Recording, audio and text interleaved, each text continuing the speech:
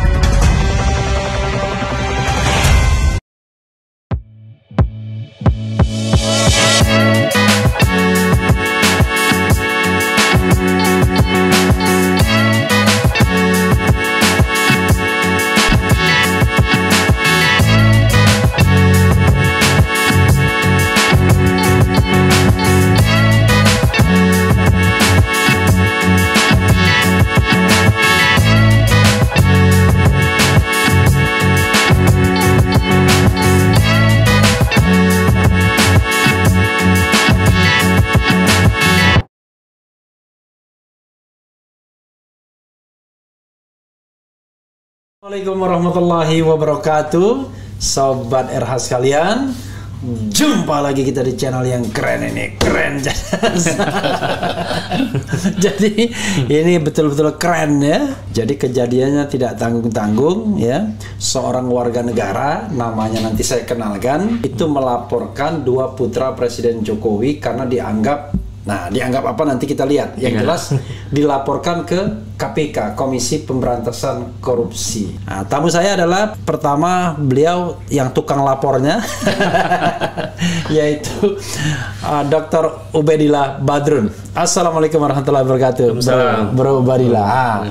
Ini ada satu semacam diterima di KPK 10 Januari 2022. Jadi ini ada nomor istimewa lampiran satu berkas hal laporan dugaan tindak pidana korupsi dan atau tindak pidana pencucian uang TPPU berkaitan dugaan KKN relasi bisnis anak presiden dengan grup bisnis yang diduga terlibat dalam pembakaran hutan ya. Mudah-mudahan bisa ditampilkan ya. Kemudian kepada yang terhormat Ketua Pemberantasan Korupsi RI di Jalan Kuningan Persada Kafling 4 Jakarta Selatan 12950. Assalamualaikum warahmatullahi wabarakatuh. Untuk dan atas nama klien kami, nama Ubedillah Badrun MSI, agama Islam. Udah dokter kan? Sedang sebetulnya. Oh iya, sedang ya.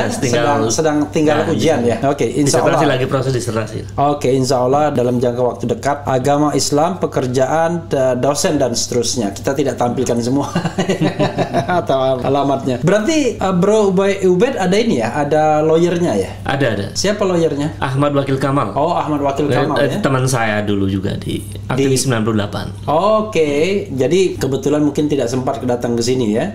Nah, saya bacakan sedikit yang beredar sejak siang tadi, berita dan kemana-mana saya mendapatkan banyak postingan ini. Gibran Rakabuming dan Kaisang Pangarep dilaporkan ke KPK sebagaimana dikutip atau dilansir kompas.com 10 Januari 2022 pukul 12.54. Memang siang tadi ya? Jam 11 tadi. Jam 11 ya. Jakarta kompas.com, dua anak Presiden Joko Widodo, Gibran Rakabuming dan Kaisang Pangarep dilaporkan ke KPK. Laporan itu dilayangkan oleh dosen Universitas Negeri Jakarta UNJ, ya ada statusnya di sini nggak apa-apa ya.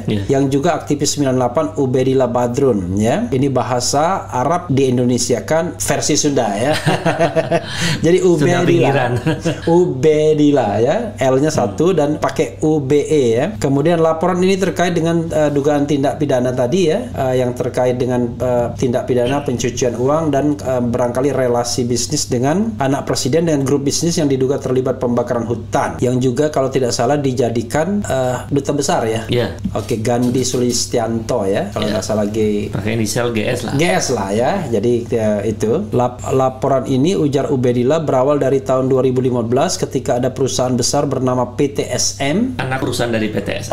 Anak perusahaan dari PTSM yang sudah menjadi yang sudah menjadi tersangka pembakaran hutan dan dituntut oleh Kementerian Lingkungan Hidup dengan nilai 7,9 triliun. Betul. Allahu Akbar ya. Namun dalam prosesnya MA hanya mengabulkan tuntutan senilai 78 miliar. Betul. Yang penting ada 7-nya. 78,5 miliar.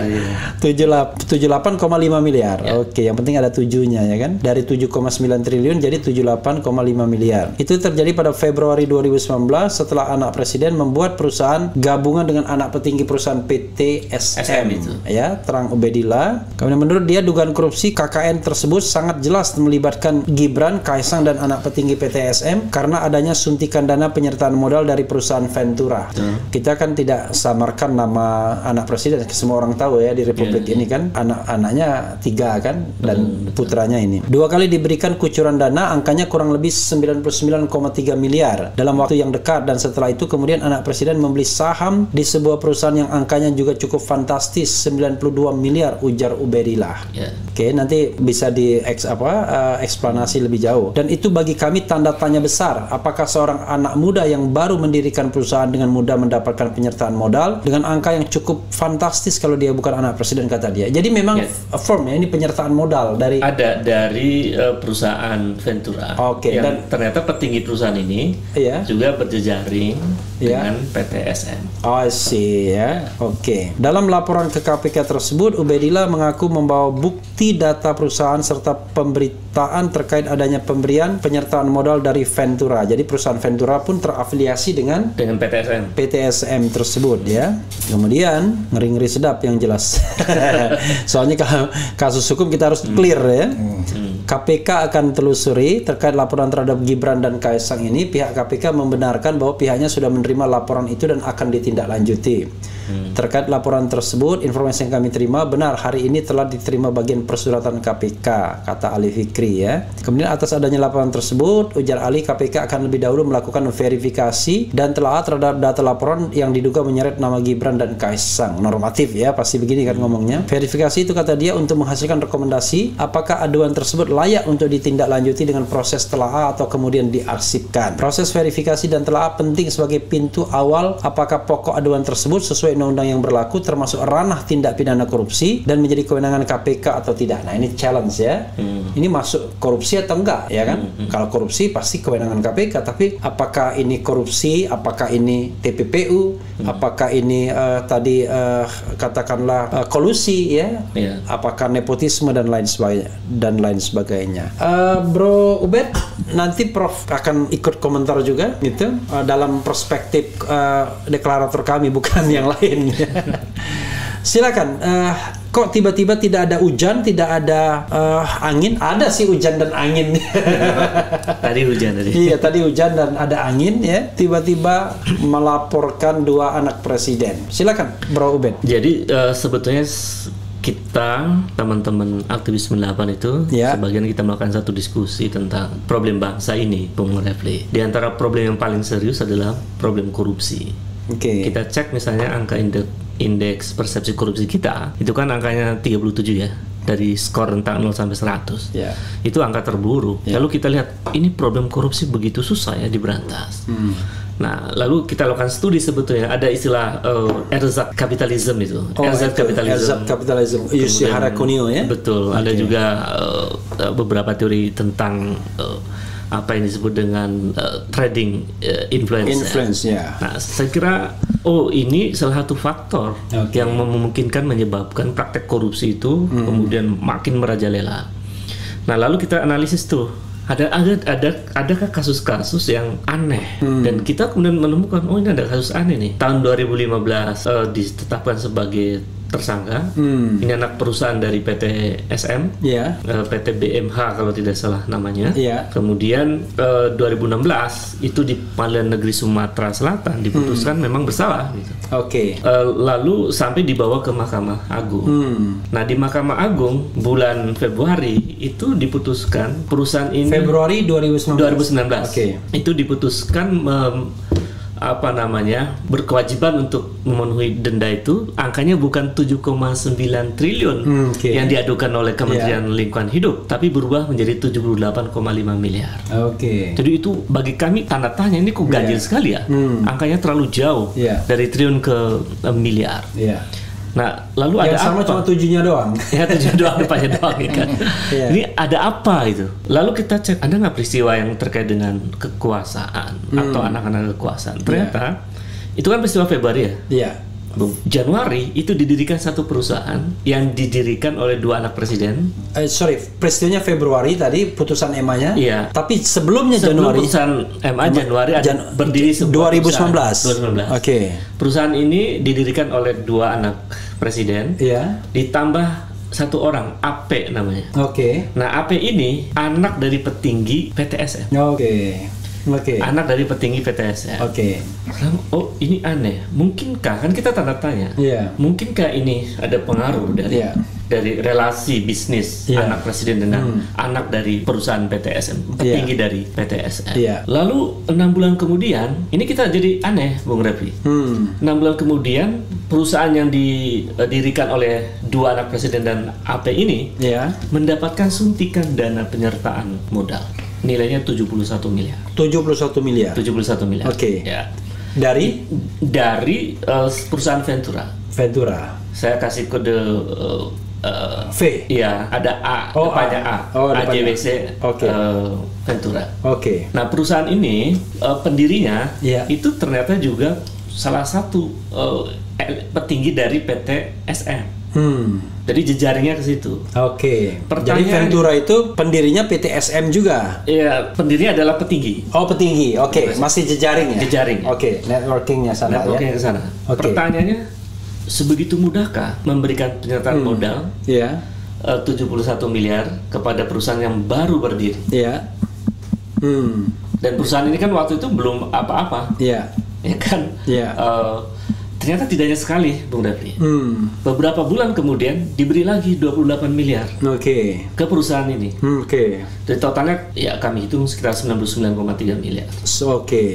Beberapa bulan kemudian itu prosesnya terjadi saat kasus pembakaran hutan itu juga terjadi. Tidak hanya pertama itu tadi, tapi juga ada 2 kasus lagi dari anak perusahaan ini. Yang kasusnya nggak ditindaklanjuti. Nah kemudian salah satu anak presiden membeli saham 188 juta lembar itu.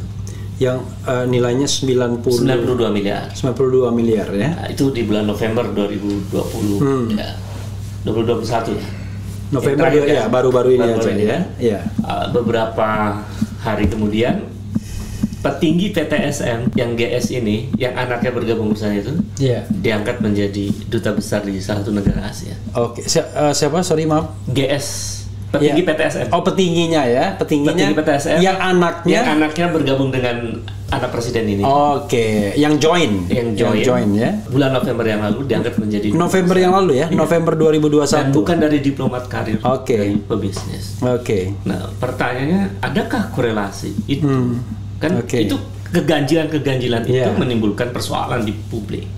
Maka saya kira KPK perlu melihat persoalan ini, karena spirit kita juga bukan spirit subjektif ya, tapi spirit untuk kepentingan negara lebih besar. Bahwa KKN itu disebutkan dalam TAP MPR kan, nomor 11 dan itu alasan kita reformasi kan? Dan itu alasan kita reformasi, bahwa TAP MPR menyebutkan pelanggaran pemerintahan harus bersih, jujur, adil dan terbebas dari praktek KKN. Ini memang atas nama pribadi atau aktivis 98? Saya secara pribadi yang kebetulan memang saya aktivis 98, jadi nggak bisa dilepaskan dari itu ya, Bung Refli. Karena melekat dari 98 itu tidak pernah akan hilang pada semangat kami untuk melihat bahwa. Jadi kami sama kami tadi beda. Oh beda, kami aktivis 98 maksud saya. Iya, ini kami 98, ini kami Koalisi Aksi Menyelamatkan Indonesia. Tapi kalau tidak salah kan ada organisasi aktivis 98. Ada banyak sekali. Ada banyak. Banyak dan itu. Tapi dalam konteks ini tetap pribadi ya. Pribadi dan didukung oleh banyak kawan-kawan 98. Bahkan ribuan. Karena jadi jaringan se-Indonesia. Jadi Bro Ubed tidak bekerja sendirian saja, tapi ini memang dalam tanda kutip ada endorsement diam-diam atau terang-terangan dari aktivis 98. Aktivis 98 yang memang sangat gerah dan kecewa dengan pelaksanaan rezim kali ini yang memang ya indeks persepsi korupsinya buruk dan termasuk demokrasi yang makin memburuk. Tapi begini, itu kan ada satu fenomena lainnya ya. Ada putusan Mahkamah Agung, kemudian ada kasus pembakaran hutan, ada pembelian saham dan lain sebagainya. Kan bisa saja itu koinsidensi saja, kebetulan saja, atau ya bisa saja tafsirnya itu kebetulan.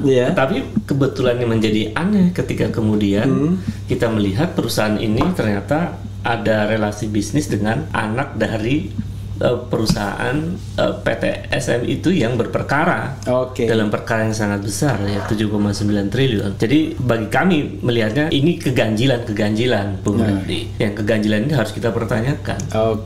Jadi nanti KPK akan menelusuri kebenaran dari dugaan itu. Ya, persoalannya kemudian nanti bisa dijawab juga Prof. Rohmat ke Bro Ubed juga. Yakin nggak dengan ini kan yang sudah menonton kita nih yang watching now nih sedang watching now itu udah 5 ribuan lebih. Yakin nggak bahwa kasus ini akan ditindaklanjuti KPK begitu? Sejauh ini saya meyakini itu. Indikatornya hari ini mereka juga merespon bahwa KPK merespon akan menindaklanjuti laporan ini. Kemudian juga argumen hukum yang kita bangun, saya kira sangat argumentatif. Karena di antara keganjilan itu pemberian dana penyertaan yang dari Ventura itu kepada perusahaan yang dikelola oleh 3 orang ini. Dan itu aneh, kok dengan mudah gitu. Kalau jika perusahaan yang diberikan 99,3 miliar itu di dalamnya bukan anak presiden, apakah perusahaan Ventura ini akan memberikan? Itu tanda tanya besar. Apalagi zaman COVID begini. Apalagi di zaman COVID, begitu mudahnya percaya sama perusahaan yang baru berdiri ya. Tapi Bung Ubed ya, di sini kan di Bang RH mau tanya, apa dengan dilaporin anaknya Jokowi? Apakah KPK berani mengusut sedangkan hukum di kita lagi tumpul? Tolong jawabnya Bang RH, jangan saya yang jawab, tapi boleh juga Ubed ya kan. Kemudian ada juga ini yang bilang wah ini paling dipecat dari kampusnya, Allahu Akbar ya kan. Silakan nanti dilanjutkan Prof. Rohmat.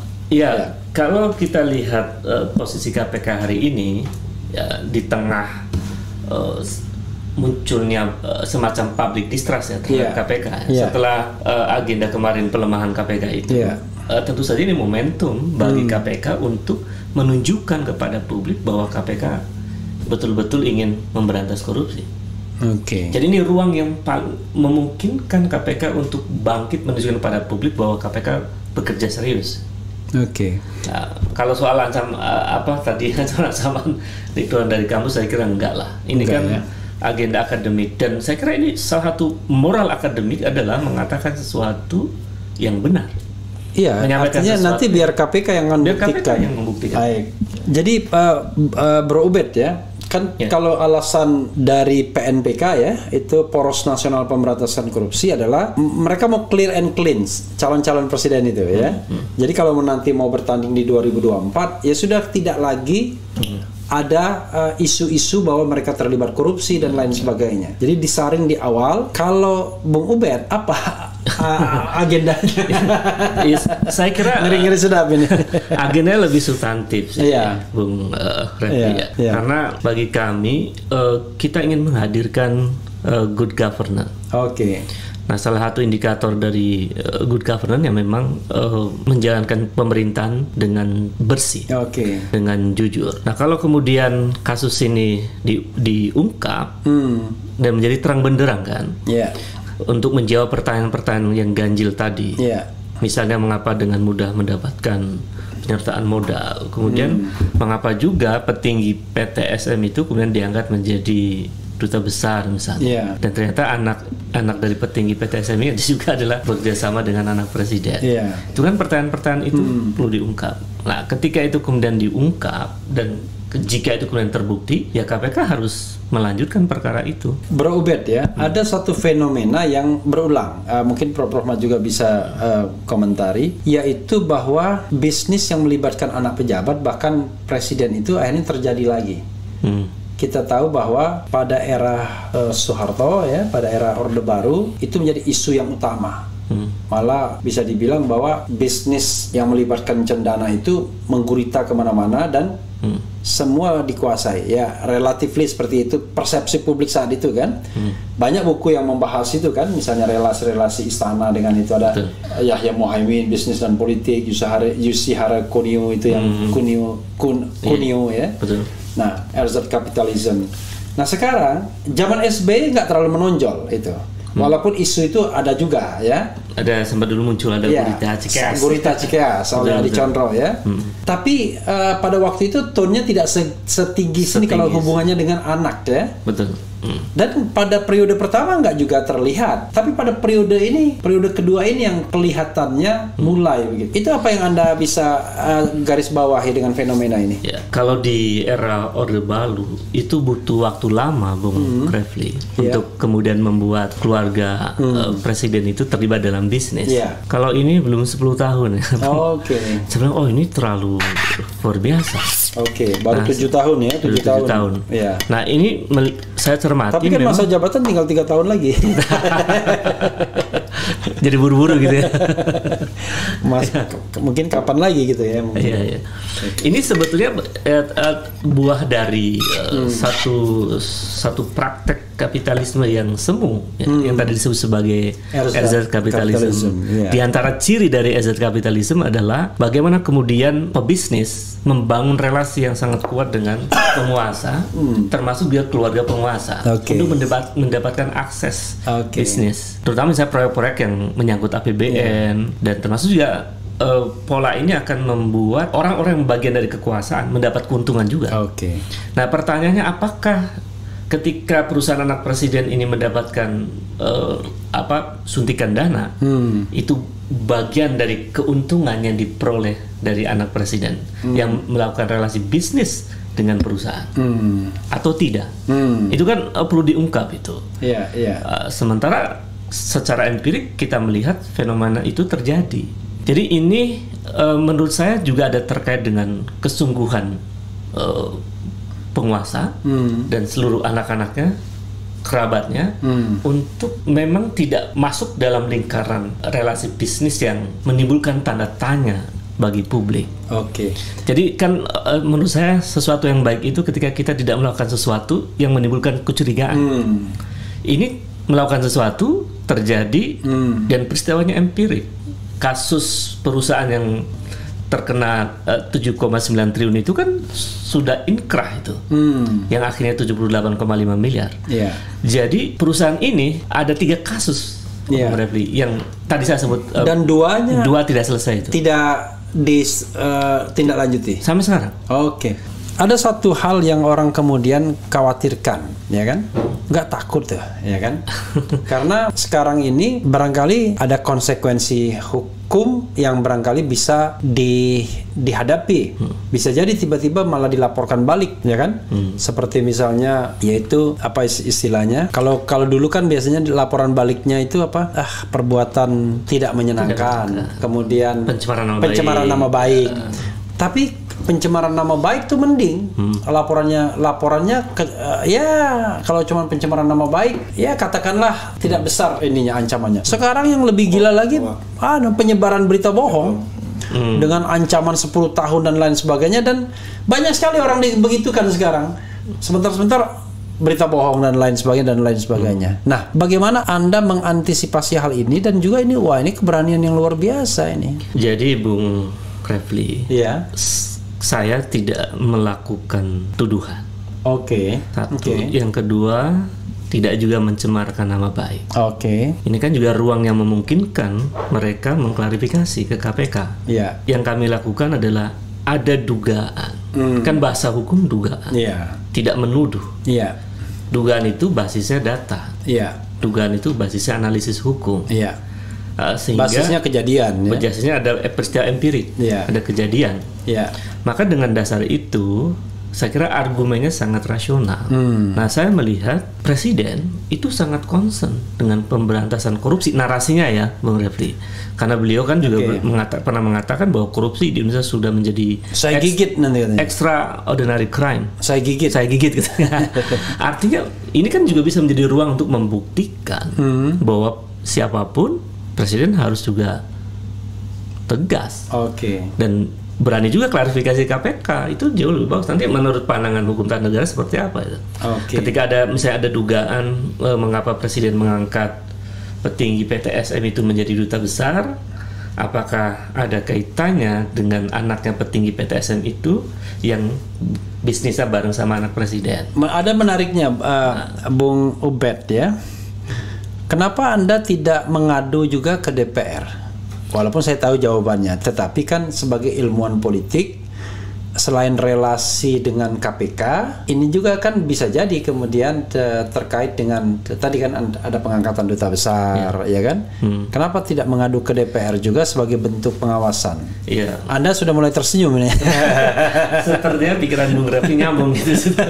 Jadi memang saya berpikir bahwa karena ini perkara cukup penting ya. Ya.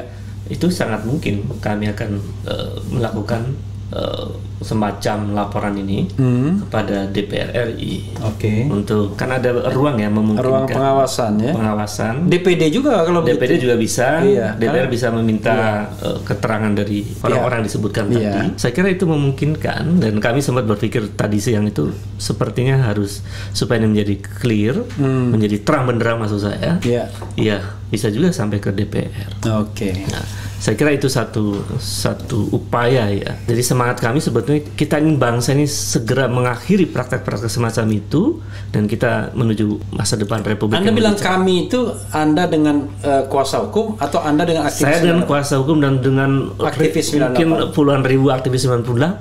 Oke, ya. Karena kami berjejaring secara nasional juga. Oke, itu yang paling penting ya. Jangan terasa ada subjektivitas pribadi ya. Betul. Oke, kapan akan ditindaklanjuti? Segera ya, as soon as Segera possible. mungkin pekan-pekan depan. Pekan-pekan depan ya. Mudah-mudahan. Oke, jadi jangan lupa DPR dan DPD karena DPD juga Betul. memainkan peran pengawasan walaupun agak ompong macan macan ompong ya. Ini mohon maaf Pak Lanyala ya, tapi memang bagaimanapun harus dilibatkan juga. Jadi apa yang membuat masuk ke arena ini sebetulnya karena dulu saya diajarkan oleh orang tua. Oke. Satu prinsip penting bahwa ikuti sabda Nabi. Oke. Di Rasulullah. Ya. Saya seorang Muslim Ya. yang pernah belajar Islam. Ya. Pernah mengatakan khairun nas anfa'uhum linas. Sebaik-baik manusia adalah yang memberi manfaat untuk orang banyak. Oke. Semangat itu saya gelisah ketika negara makin amburadul. Saya gelisah ketika negara korupsi makin merajalela. Ya. Nah, ketika Dan petinggi menganggap baik-baik saja. dan petinggi menganggap baik-baik saja. Ya. Buzzer juga begitu. Apalagi buzzer ya. Ya. Nah, dalam situasi semacam itu mesti ada kaum intelektual yang menyuarakan kebenaran. Karena nanti efeknya merubah keadaan secara lebih besar kolektif Iya. masyarakat banyak. Kalau agenda-agenda kebaikan ini kemudian berhasil, dampaknya luar biasa untuk orang banyak. Iya. Nah, semangat anfa'uhum linas itu Oke. sebenarnya yang muncul dalam pikiran saya. Oke. Dan itu yang kemudian nyambung dengan semangat reformasi, semangat bagaimana kita menempatkan kepentingan nasional sebagai agenda utama kita misalnya dan seterusnya. Saya kira itu, Bung Refli. Terima kasih Prof. Luar biasa. Atas dukungannya. Mudah-mudahan mohon doanya tetap konsisten Oke. jalan kebaikannya. Soal pelaporan Terakhir ini ya. KPK, Itu ngeri-ngeri sedap itu. ya. Saya jadi teringat Aristoteles bahwa negara itu ada, politik itu ada untuk menghadirkan apa yang disebut dengan common good. Oke. Jadi kebaikan bersama, keadilan, ya, kesejahteraan Itu kan tujuan utama dari hadirnya negara. Iya. Dan salah satu prasyarat untuk menghadirkan cita-cita besar negara itu adalah pemerintahan yang menampilkan praktek good governance. Oke. Jadi apa yang kita laporkan sesuai dengan semangatnya bagaimana kemudian mengembalikan negara ini on the track. Iya. Bahwa boleh anak presiden itu berbisnis. Iya. Tidak ada larangan. Iya. Boleh anak presiden itu berpolitik, nggak ada larangan. Kan itu hak setiap individu. Iya. Tetapi ketika langkah-langkah bisnis dan langkah-langkah politik masuk ke satu wilayah, yang wilayah itu menimbulkan satu persoalan hukum, dan wilayah itu kemudian juga menimbulkan satu persepsi negatif pada kekuasaan, itu yang mestinya tidak dilakukan. Karena ini nanti menyangkut ada moral hazard di situ dan lain-lain. Jadi ini pesan penting apa yang kami lakukan itu sesungguhnya untuk mengarahkan Republik ini ke sana. Selebihnya kita akan meminta kepada KPK untuk membuktikan apakah dugaan-dugaan itu adalah dugaan yang benar. Dan kami berdasarkan fakta-fakta empirik itu terlihat tuh argumen-argumen rasionalnya dengan pertanyaan-pertanyaan kritis yang tadi di awal saya sampaikan. Mengapa mendapatkan kemudahan? Mengapa pula ada yang diangkat menjadi pejabat dan lain-lain? Itu kan pertanyaan-pertanyaan yang mesti dijawab dan dibuktikan secara hukum. Saya kira itu, Bung Refli.